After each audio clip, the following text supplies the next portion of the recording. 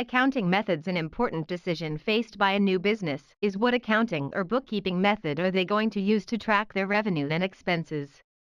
If inventories are a major part of the business, the decision is made for the business owner by the Internal Revenue Service, IRS, and the business is normally required to use the accrual method of accounting.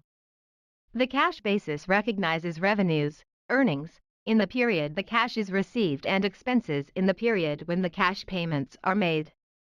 The accrual basis records income in the period earned and all expenses in the period incurred. An easy example to help clarify the difference between the two methods is provided by how most of us prepare and calculate our individual tax returns.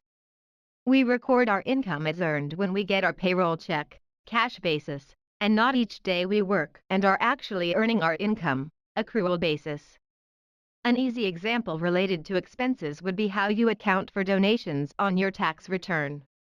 You deduct the donations when actually paid, cash basis, and not at the time you make your pledge, accrual basis. Most accountants, when asked, will recommend that a business use the double-entry bookkeeping system and the accrual basis, which is based on the revenue realization principle and a principle called the matching concept. The revenue realization principle states that revenue should be recorded when actually earned. The matching principle is recording the revenues earned during a period using the revenue realization principle and matching, offsetting, the revenues with the expenses incurred in generating this revenue.